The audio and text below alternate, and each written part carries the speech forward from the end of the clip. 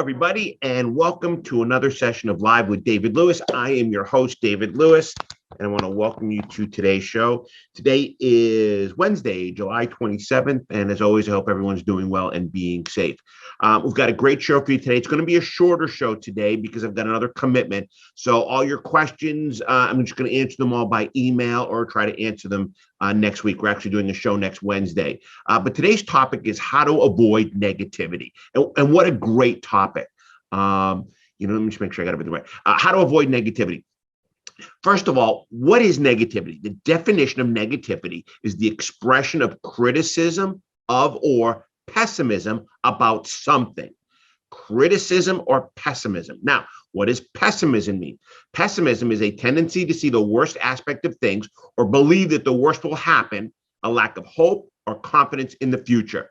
Really, this is not a good thing. But yet, unfortunately, we all have issues with this, and it becomes a driving concern to all of us.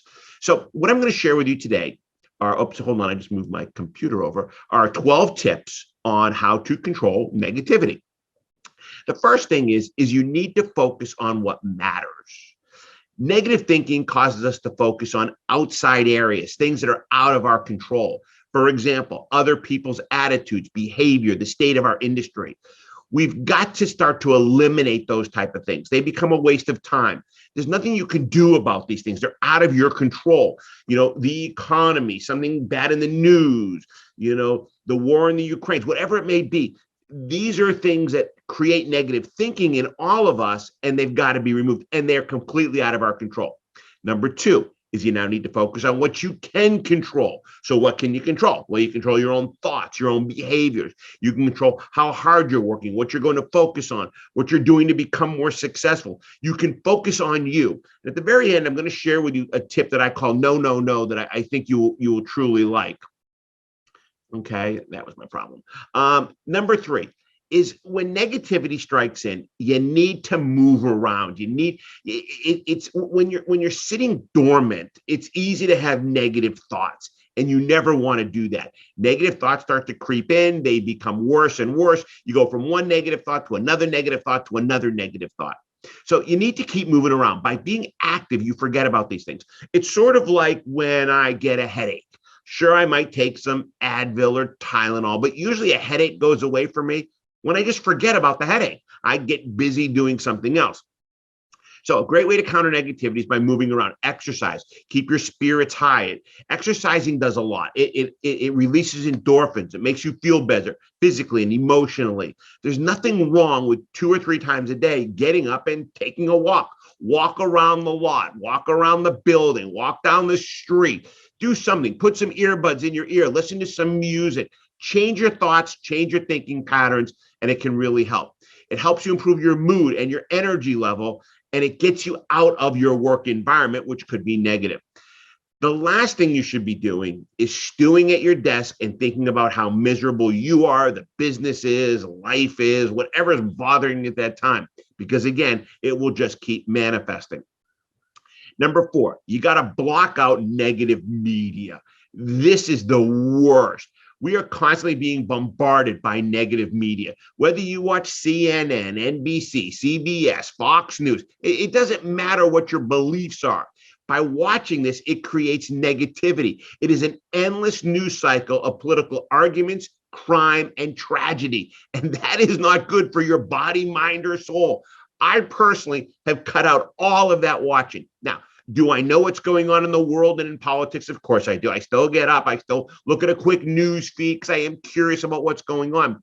But I'm talking about something that takes up about maybe 3 minutes of my entire day. You've got to get rid of that negativity.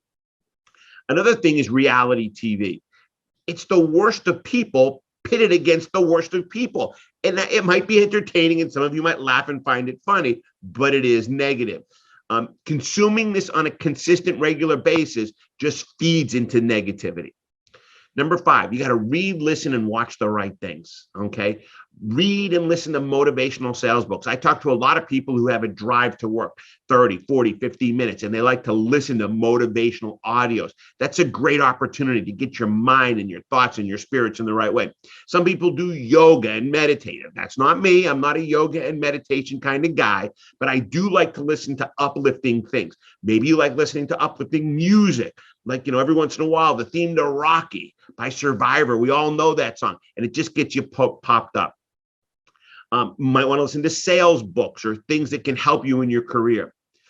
Number 6, to control negativities, you have to understand that you have a choice. The way you choose to react to something is your choice. It's all your choice. When things are going well and some things are going bad, it's easy to shrug off the good and focus on the bad. But again, that's your choice. You can teach yourself to focus on good things, to make the choice to brush off negativity.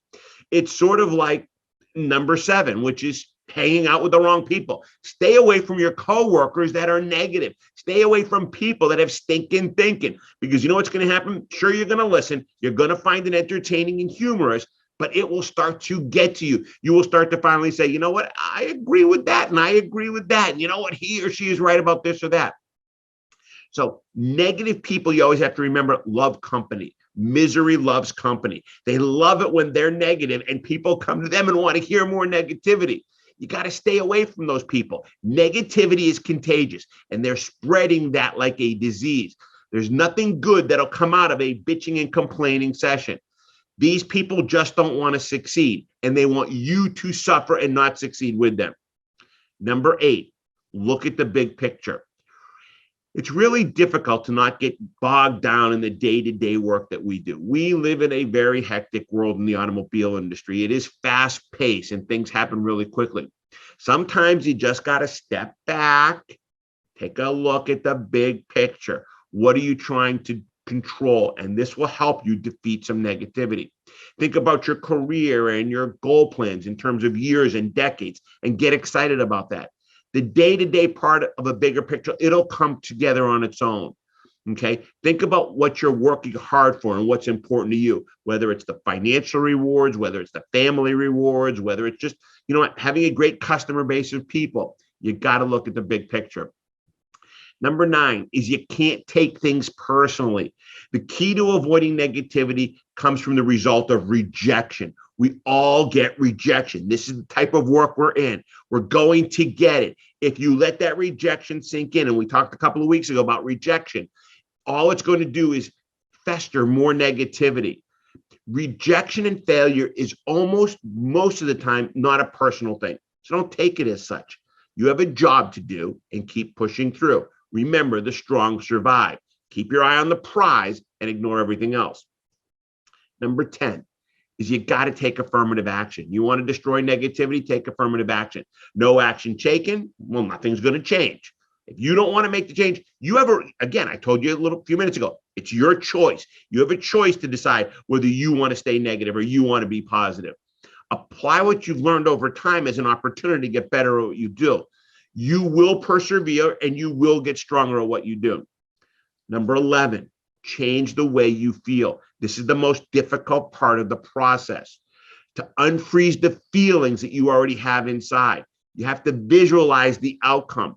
You have to feel the outcome is realistic and it's achievable and it's something that you want to do. If you can change inside the way you feel about everything you do, you will be able to get rid of negativity, whether it be your job, whether it be your personal relationships, whether it be your finances. You've got to change the way you feel. And that brings up the last one, number 12. And this is the most important one. And this works for me. And this is the biggest tip I hope you're going to take out of today. And it's what I call my 3 no's. No, no, no. Whenever I start to get negative, and I do get negative, I do have situations where I am not the most positive person in the world. And those who know me personally will agree. And sometimes when I start that stinking thinking and I start getting negative, I use my 3 no's. So as soon as I start to think, I go, no, no, no.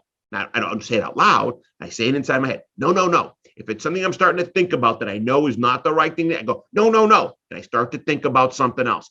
It lets me get rid of that negative thinking environment and go on to something else. So that's the biggest thing I'm hoping you're going to take out of today's show. No, no, no. So I told you today was going to be a short show. I hope I've given you some good pointers on how to avoid negativity. There are a bunch of your questions coming in. I still wanted our show to go on live today, but I do have another commitment. So I'm going to answer all of your questions via email. Again, thanks for joining me. And actually, I will be back again next week, which is the third, I believe, third for another show. So thank you all for joining me. Hope everyone's doing well and being safe. Bye-bye, everyone.